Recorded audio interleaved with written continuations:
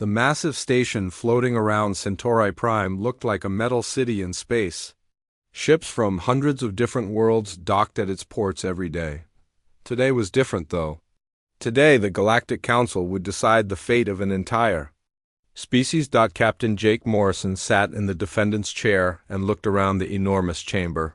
Thousands of alien beings filled the seats that rose up like stairs around him. Some had wings, others had tentacles, and many looked nothing like anything from Earth. They all stared down at him with eyes that glowed. Different colors, the air tasted strange and smelled like metal and flowers mixed together. Jake wore his best uniform, but it felt useless here. These beings had technology that made human ships look like toys. They lived for thousands of years while humans barely made it to 100.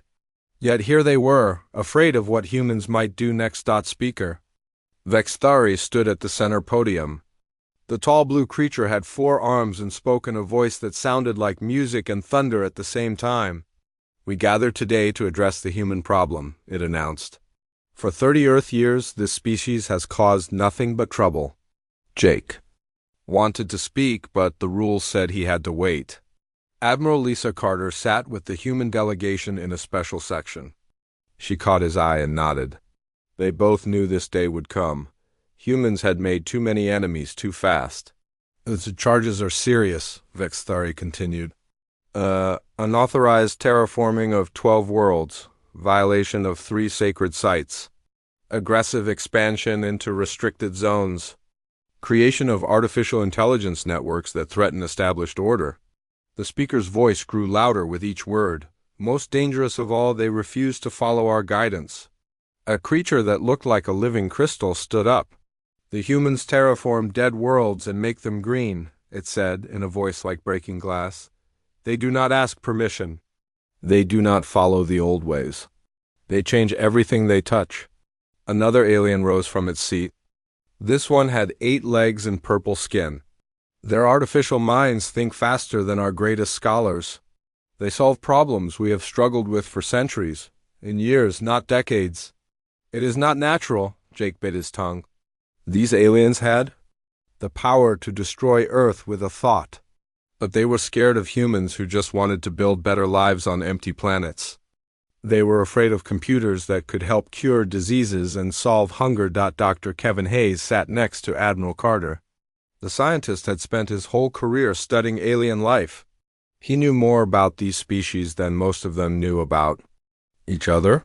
Right now his face showed worry and anger mixed together. "The humans are too unpredictable," said a creature covered in green fur. "They do not respect boundaries. They ask too many questions. They want to change things that have worked for millions of years." Commander Amy Rodriguez shifted in her seat. She had fought pirates and rebels across the galaxy. She had saved alien colonies from disaster. None of that seemed to matter now. The council had already made up their minds before this trial started. Vexthari raised all 4 arms for silence. "We will now hear from the human representative." Jake stood up slowly.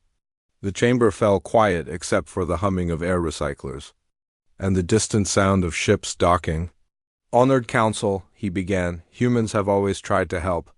When the Zelani plague threatened to wipe out 3 species, human doctors found the cure in 6 months. When the Chorus Sun went unstable, human engineers saved 8 billion lives." "You speak of help?" interrupted a floating jellyfish-like being. "But you never ask before you act. You ignore our laws. You build where you are told not to build. You think your way is always better." "Maybe because it usually is," Jake said before he could stop himself. The chamber erupted in angry sounds. Creatures roared, chittered, and made noises humans had no words for. Vexthari slammed a metal rod against the podium until quiet returned. "You see," the speaker said. "This arrogance proves our point. Humans believe they are superior to civilizations that existed before their son was born." Admiral Carter stood up. "If we may address the council," she said in her calm command voice. "You may speak," Vexthari replied. Carter walked to the center of the chamber. Even surrounded by beings twice her size, she looked confident. "We understand your concerns. Humans do move fast. We do ask hard questions, we do try to improve things, but that is who we are. You cannot ask a bird not to fly. A creature with 6 eyes and silver skin spoke up. Then perhaps birds should not fly in our skies. Dr. Hayes stood next. Council members, humans and aliens have accomplished great things together. The quantum gate network that connects your worlds? Humans designed the safety protocols. The medical computers in your hospitals?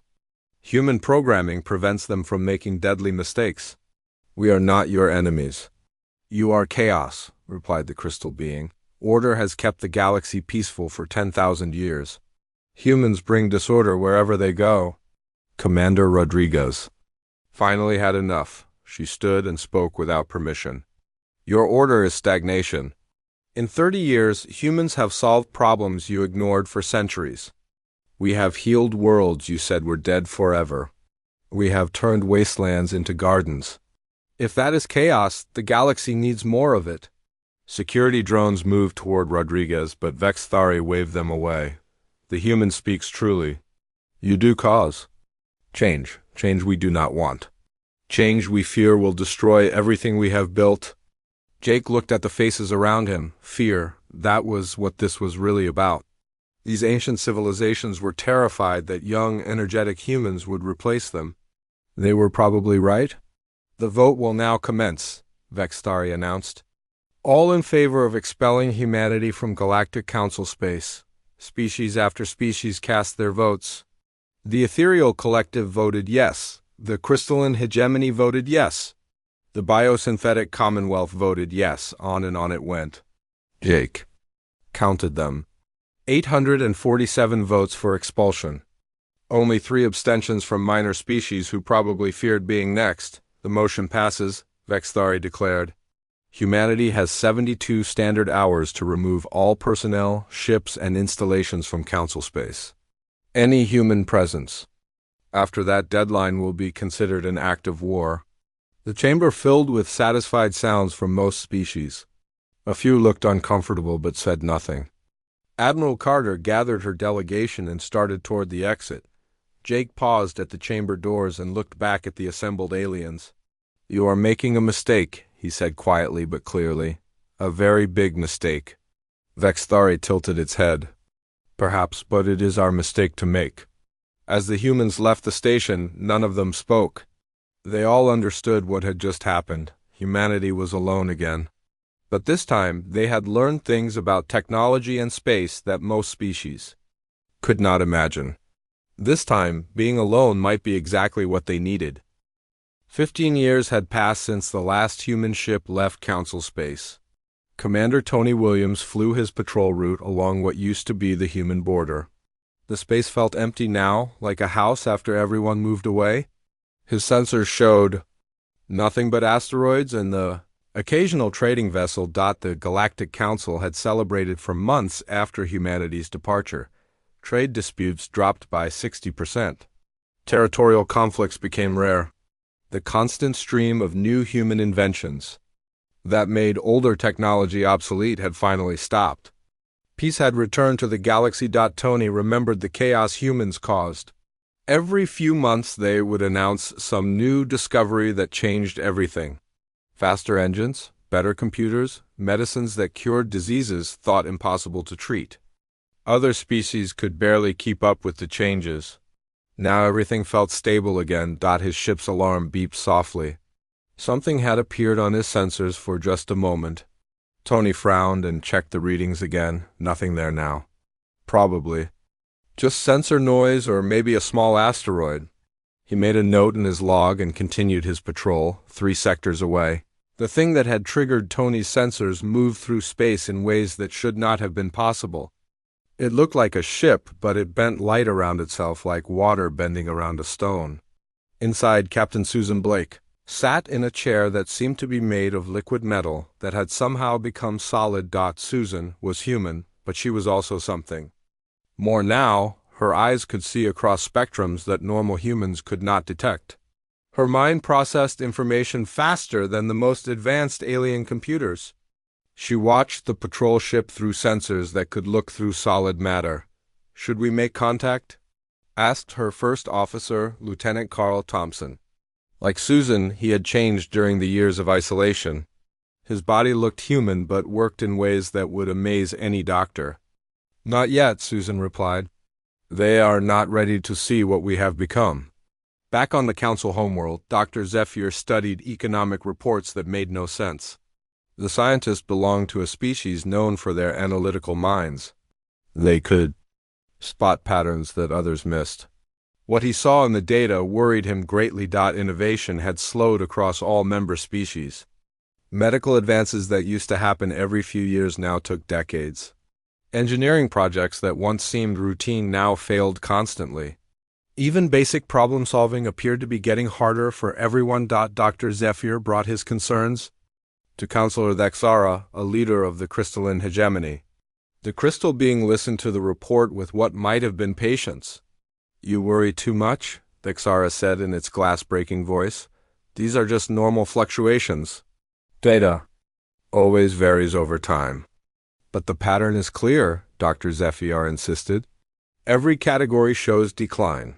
Scientific papers published, patents filed, problems solved. Everything is going down. The only change was the removal of humanity from our society." Thexara's crystalline form sparkled with annoyance. Humans were disruptive. They caused more problems than they solved. The galaxy is better without their chaos. Dr. Zephyr left the meeting unsatisfied. The data did not lie, but no one wanted to hear what it meant. The galaxy was getting dumber without humans around to challenge everyone else. In the Outer Rim territories, strange things began happening. Captain Miranda Foster of the Hegemony Defense Force investigated reports that made little sense. A dying star in the Kappa system had suddenly stabilized. The science teams could find no explanation. Stars did not just decide to stop dying. 3 weeks later, a barren world in the same sector showed signs of atmospheric processing. The planet had been dead for millions of years. Now it had breathable air and the beginnings of an ecosystem. But no ships had been detected in the area. No equipment had been left behind. Pirates operating in the dark spaces between systems simply vanished. Not defeated in battle or captured. They just disappeared. One day they would be raiding cargo ships, and the next day there would be no trace. They had ever existed.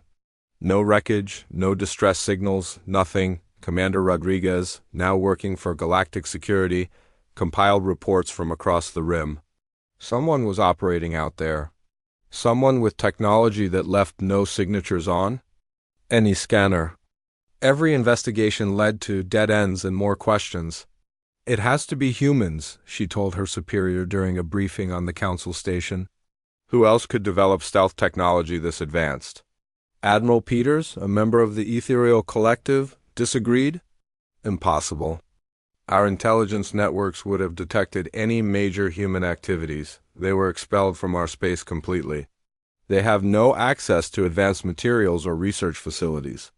"Then explain the evidence," Rodriguez said, spreading holographic displays across the briefing table. 37 separate incidents in the past year, all showing technology beyond anything in our databases. Peter studied the data with glowing energy eyes. "Perhaps another species is testing new systems. Or maybe these are natural phenomena we do not understand." Rodriguez wanted to argue but knew it was useless. The council refused to admit that humans might have continued advancing without their supervision. The idea that exile had somehow made humans stronger was too frightening to consider. On a hidden world deep in what used to be human space, Dr. Kevin Hayes watched his latest experiment. The former xenobiologist had learned things about life itself that would terrify the species he once studied. He could now create living tissue from pure energy. He could make planets live again just by thinking about it. Around him, other humans worked on projects that pushed the boundaries of what was possible. They had learned to manipulate time itself. Death had become optional. The laws of physics were more like suggestions now. "Any word from the council territories?" asked Dr. Rachel. "More, a woman who had technically died 5 years ago but chose to continue existing anyway." "The usual," Hayes replied. "They still refuse to acknowledge our help." Pride is a powerful force even when survival is at stake. Hayes had been monitoring the galaxy's decline through sensors the Council could not detect. He watched species struggle with problems humans could solve in minutes. He saw worlds dying that could be saved with ease. But the rules were clear. Humanity would not interfere unless asked for help. The asking never came. Instead, Council scientists published papers explaining away each mysterious event. The stabilized star was a natural fluctuation. The revived planet was a sensor error. The vanished pirates had probably just moved to a different sector.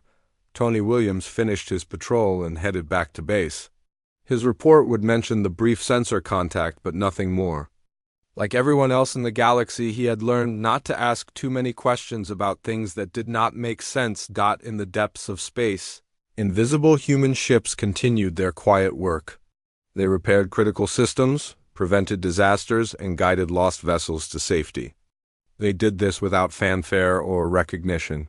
Invisible guardians of species that had rejected them, the galaxy continued its slow decline, while humanity grew ever more powerful in the darkness between stars. They remained ready to help, but they would not force evolution on anyone. The greatest tragedy was not that humans had been expelled, but that pride prevented anyone from asking them to return. 22 years after humanity's expulsion, something impossible appeared at the edge of the galaxy. The structure was larger than most moons and made from materials that did not exist in any database.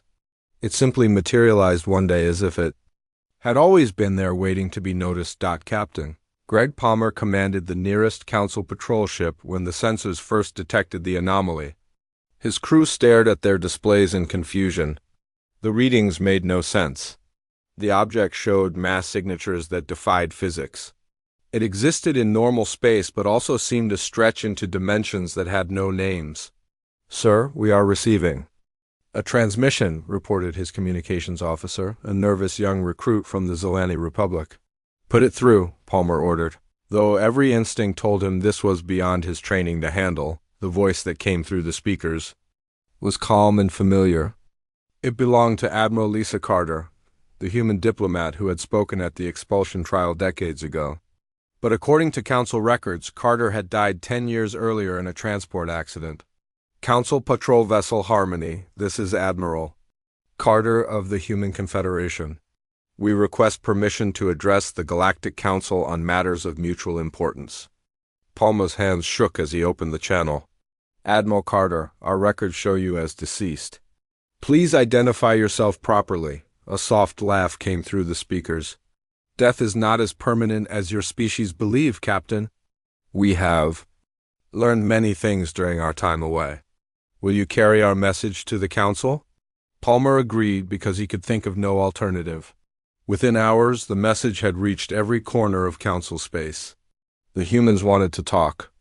After more than 20 years of complete silence, they were ready to make contact again. The Council chamber filled with more beings than had attended any session in living memory. Representatives from every member species crowded into seats while emergency security protocols activated. 3 ships had emerged from the massive structure. Sleek vessels that moved through space like living things. Speaker Vexthari stood at the central podium, older now but still commanding. The blue creature's 4 arms gestured for silence as the chamber buzzed with nervous energy. "We will hear what the humans have to say," it announced. "But this council makes no promises and offers no guarantees." The air in the center of the chamber began to shimmer. Reality twisted like heated metal until a human figure stepped out of nothing. Admiral Lisa Carter stood before them as if she had simply walked through an invisible door. She looked exactly as she had 22 years ago, perhaps even younger. Gasps and frightened sounds echoed from thousands of throats. Teleportation was impossible according to known physics. Matter could not simply appear in one location without traveling from another. Yet Carter stood there smiling as if she had done nothing more remarkable than entering through the main door.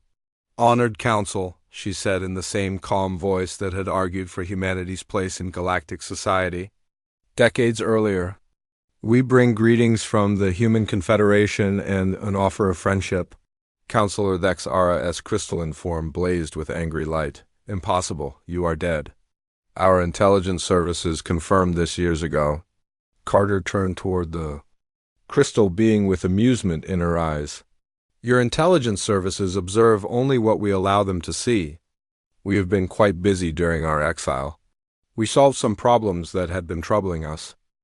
Behind Carter, holographic displays materialized without any visible projector. The images showed glimpses of human space that looked nothing like the territories the Council remembered. Cities floated in the void between stars. Ships the size of planets moved through space that bent around them like flowing water. Dr. Kevin Hayes stepped out of the same shimmer that had brought Carter. But he too had changed. His presence filled the chamber with an intelligence so vast that even the Council's greatest minds felt primitive by comparison. When he spoke, his words carried certainty that came from understanding the universe in ways others could not imagine. We did not come to rejoin your civilization, he explained with gentle patience. We came to make an offer, a chance to evolve beyond your current limitations, to become something greater than what you are now. The chamber erupted in frightened babble. These were not the humans the Council remembered. These beings radiated power that made advanced alien technology look like stone tools. Their very presence suggested capabilities that challenged everything the galaxy thought it knew about reality. Vextari slammed its rod against the podium repeatedly until order returned. What do you mean by evolution? What have you become? Carter's expression remained patient as she addressed the fear in the room. We learned to manipulate matter at the quantum level. We solved the problem of aging and death. We discovered how to exist in multiple dimensions simultaneously. We can reshape reality according to our will. A member of the ethereal collective, beings of pure energy who had considered themselves the most advanced species in the galaxy, spoke with a voice like singing stars. This is not possible. The laws of physics prevent such things. The laws of physics are more flexible than you realize, Hayes replied. We simply learned to work with them in new ways. What you call impossible, we call Tuesday afternoon. Commander Amy Rodriguez materialized next to her former colleagues. She had been a tough military officer when the humans left. Now she stood as something that could probably reshape solar systems with a thought.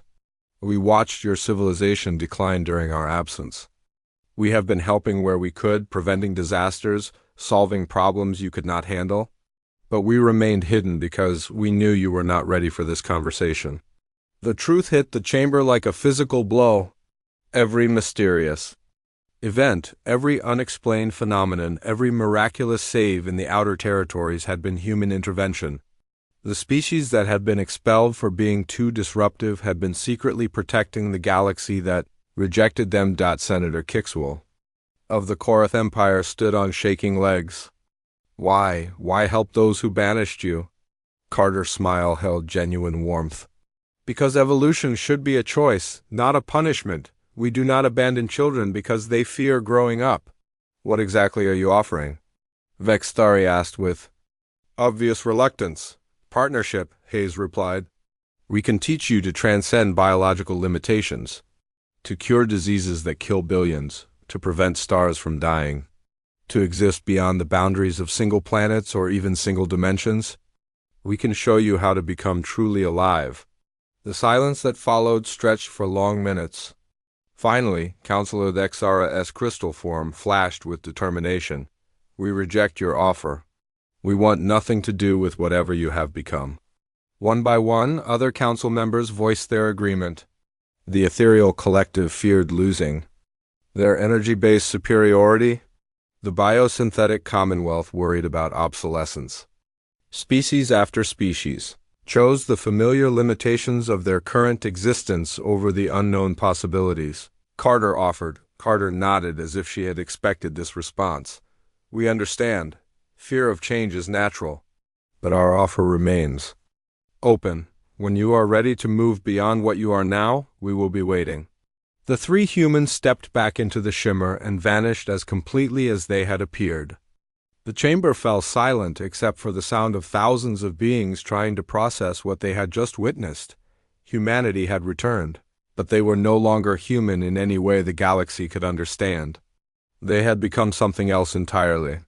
Something that made the Council's greatest achievements look like children's games. And they had been rejected once again, not from weakness this time, but from fear of their overwhelming strength. The Council's response came swift and unanimous. Within hours of humanity's offer, every major species had declared the same thing. They would not accept whatever the humans had become. Fear drove their decision faster than logic or survival. Instinct. Admiral Tony Williams received his orders 3 days after the meeting. He would command the largest military fleet ever assembled in galactic history. 10,000 ships from 40 different species, all united against the human threat. The mission was simple: eliminate the danger before it could spread to other parts of the galaxy. Tony stood on the bridge of his flagship, a massive dreadnought that could destroy entire planets. Around him, holographic displays showed the positions of ships from across known space. Crystalline vessels that fired pure energy beams. Biosynthetic craft that could repair themselves in battle. Ethereal ships made of living light. Never before had so many species worked together for a single purpose. "Sir, all fleet elements report ready," his tactical officer announced. Lieutenant Sarah Kim had served with Tony for 8 years. She was one of the best military minds in the galaxy. Today she looked nervous despite their overwhelming advantage. "Very well," Tony replied. "Signal all ships. We advance on the human position in formation Delta 7. Weapons free upon contact." The fleet moved through space like a metal storm. 10,000 ships representing the combined military might of galactic civilization. Their target was the mysterious structure at the galaxy's edge, where humanity had made their impossible appearance. As they approached the coordinates, sensors detected 3 ships waiting for them. Just 3 vessels against 10,000. Tony almost felt sorry for the humans until he remembered what Admiral Carter had demonstrated. These were not the humans they had expelled 22 years ago. "Unknown vessels, you are ordered to surrender immediately," Tony broadcast on all frequencies. "Any resistance will be met with overwhelming force." The response came from a familiar voice. Commander Amy Rodriguez sounded tired and sad. "Admiral Williams, we tried to avoid this outcome. Violence was never our intention." "Then surrender now, and no harm will come to you," Tony replied, though he knew his orders left no room for prisoners. "We cannot do that," Rodriguez said. "Not because we fear you, but because we fear for you.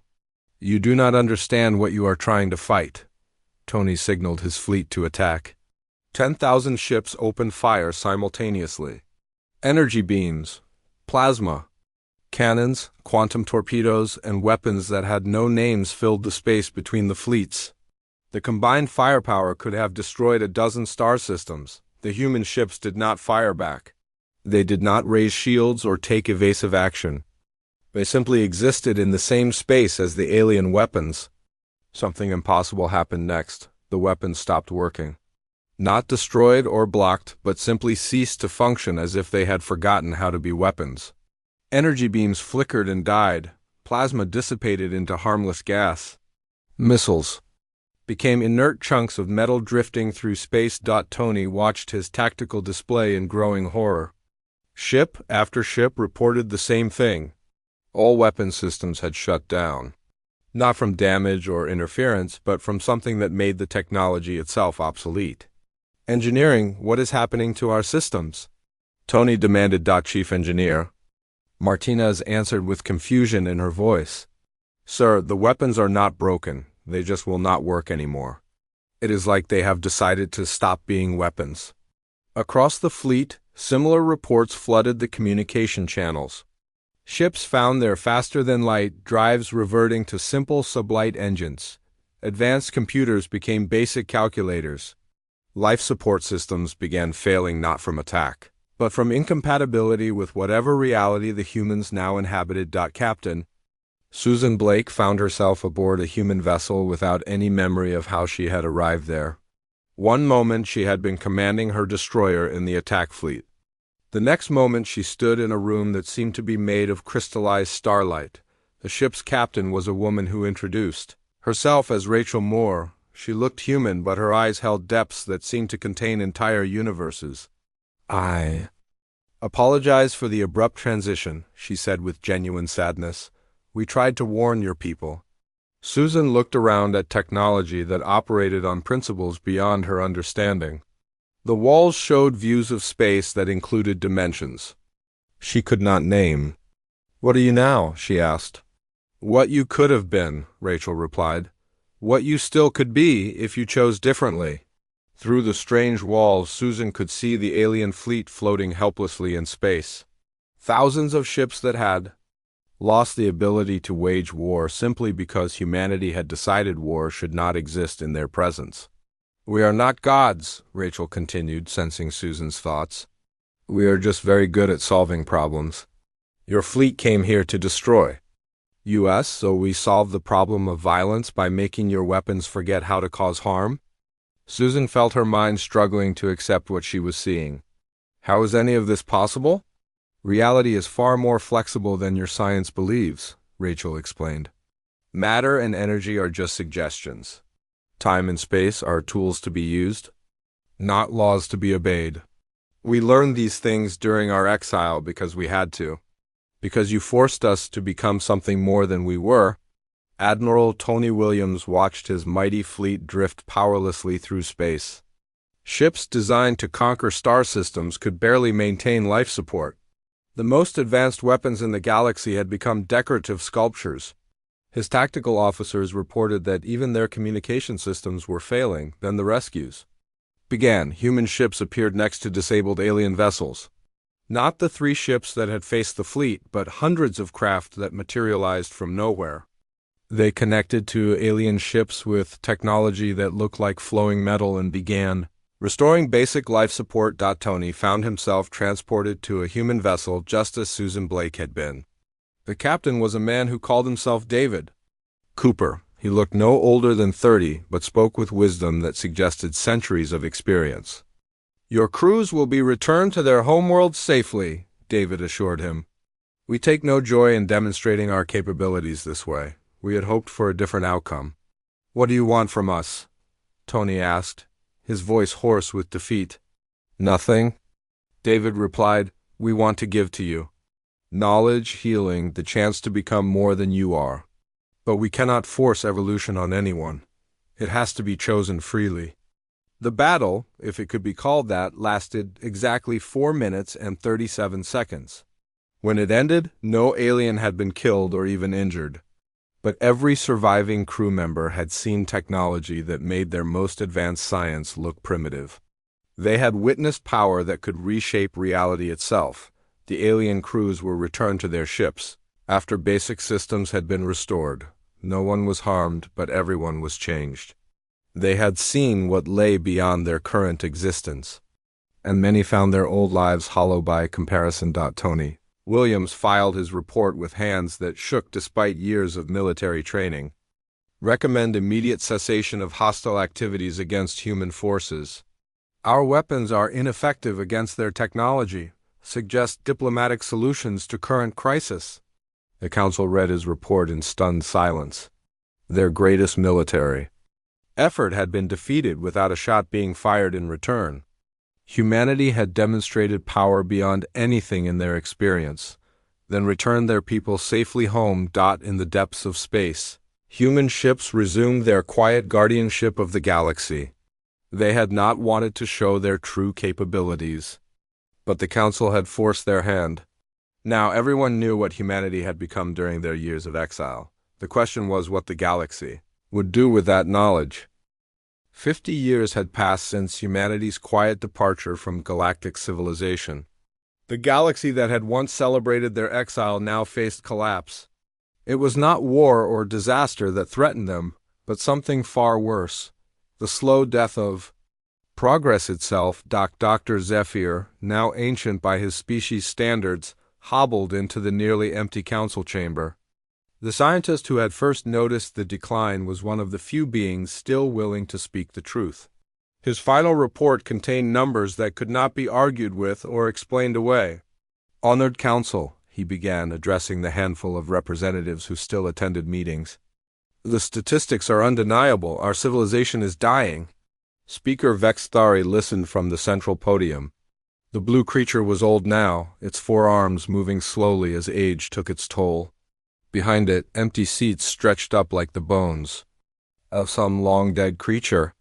Most species had withdrawn to their homeworlds, no longer interested in galactic cooperation. "Medical science has regressed to levels not seen in centuries," Dr. Zephyr continued. "New diseases spread unchecked because we can no longer develop treatments. Climate systems on terraformed worlds fail because we cannot maintain the complex technology needed to sustain them." The few council members present shifted uncomfortably in their seats. They had heard similar reports for decades but still refused to admit what the data meant. "Trade networks that once connected thousands of species are breaking down," the old scientist went on. "Ships break down in deep space because no one remembers how to repair the advanced systems.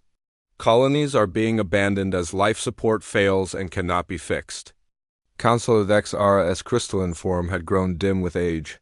When it spoke, its voice sounded like cracking glass. "These are temporary problems. All civilizations face challenges. We will overcome them as we always have." Dr. Zephyr looked at the crystal being with pity. "We are not overcoming anything. We are retreating from everything. Star maps are being redrawn as species abandon entire sectors. The Outer Rim territories are completely empty now.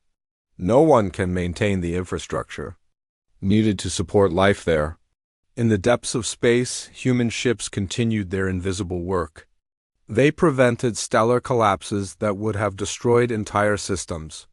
They guided lost vessels to safety when their navigation systems failed. They repaired critical infrastructure that kept billions of beings alive. Commander Amy Rodriguez, now something far beyond human but choosing to maintain her original form, watched from her ship as another alien world's atmosphere stabilized. The planet's environmental systems had been failing for months. Without intervention, 8 billion lives would have been lost. "They still do not know we are helping," observed Lieutenant Carl Thompson. Her aide, who had also transcended normal biological limitations centuries ago. "Pride," Amy replied softly. "It is the one constant across all species. Even when survival is at stake, they would rather die than admit they need help." On the council homeworld, a young scientist named Cathara made a discovery that her superiors did not want to hear.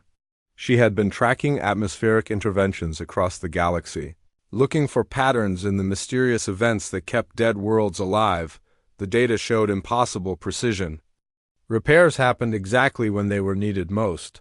Technologies were fixed using methods that left no trace. It was as if invisible guardians watched over the galaxy, preventing disasters before they could occur. Cathara brought her findings to the current council speaker, a nervous creature from a minor species that had inherited the position when all the major powers lost interest in galactic politics. The speaker listened to her report with growing discomfort. "You are suggesting that humans are responsible for these interventions?" the speaker asked. "The pattern is clear," Cathara replied. "Every major disaster that should have happened but did not can be traced to subtle technological modifications that match human engineering principles. They are saving us without our knowledge or consent." The speaker's response was the same. "As always, impossible. Humans were expelled from our space. They have no access to our territories. These events have natural explanations." Cathara left the meeting knowing that truth would not be accepted no matter how clear the evidence became. The galaxy's leaders would rather believe in impossible coincidences than admit they had made a mistake 50 years ago in human space, which now existed in dimensions the Council could not detect. The debate continued. Dr. Kevin Hayes stood before the human assembly, a gathering of minds that had transcended individual identity while maintaining personal choice. "The galaxy's decline accelerates," he reported to beings who existed as pure consciousness but chose to appear human for comfort. Within a generation, most species will be reduced to pre-spaceflight technology levels. Their civilizations will collapse. Admiral Lisa Carter, who had died and been reborn several times since the expulsion, spoke with infinite patience. Do we intervene more directly? We could solve their problems openly, force them to accept our help. That would be conquest, not assistance, replied Dr. Rachel Moore, who had become something that could reshape reality with a thought, but still remembered what it felt like to be morally human. Evolution must be chosen, not imposed. The debate had raged for decades among humanity's expanded consciousness. They watched species they had once called friends struggling with problems that humans could solve in moments. But the rules they had set for themselves were clear. Help could be given, but only if it was requested. The request never came. Instead, Council scientists published papers explaining each intervention as natural phenomena. The stabilized atmosphere was a statistical fluke. The repaired infrastructure was delayed maintenance finally taking effect. The prevented disasters were cases of mistaken predictions. Back in Council space, Captain Greg Palmer flew routine patrols in a ship that barely functioned. The advanced technology that had once made interstellar travel safe and reliable was breaking down faster than it could be repaired. His crew spent more time fixing systems than exploring space. "Sir, we are receiving a transmission," his communications officer reported during what should have been a simple cargo escort mission. The message came from human space, broadcast on frequencies that reached every inhabited world in the galaxy. It was the same transmission that had been repeating for 30 years, patient and unchanging. "To all species of the galactic community," the message began in Admiral Carter's calm voice, "humanity extends an invitation to join us in the next phase of existence. We offer knowledge to cure all diseases, technology to prevent stellar disasters, and the wisdom to transcend the limitations of single-planet civilizations." Palmer had heard the message thousands of times. It continued with the same patient offer it had always made. "We do not require submission or worship. We ask only for the willingness to grow beyond what you are now. Contact us if you are ready to evolve." Some individuals did answer the call. Scientists whose curiosity overcame their fear. Explorers who wanted to see what lay beyond known space. Philosophers who understood that staying still meant dying slowly. They disappeared quietly from their homeworlds, leaving behind lives that had become too small for their expanding minds. Dr. Zephyr closed his final report to the Council with words that would be ignored like all the others. "We face a choice. We can continue pretending that our decline is natural and inevitable, or we can admit that we made a mistake 50 years ago. We can ask for help from the species we expelled, or we can die with our pride intact." The galaxy chose pride. Species retreated to their homeworlds as the infrastructure of civilization crumbled around them. Trade stopped, exploration ended, and the great works of thousands of years fell into ruin. Humanity remained in the darkness between stars, invisible guardians of a civilization that would rather collapse than admit it needed them. They continued their quiet work, preventing the worst disasters while respecting the galaxy's choice to decline. The greatest tragedy was not humanity's expulsion or even the galaxy's fall. It was that fear and pride had made help impossible to accept, even when survival itself was at stake.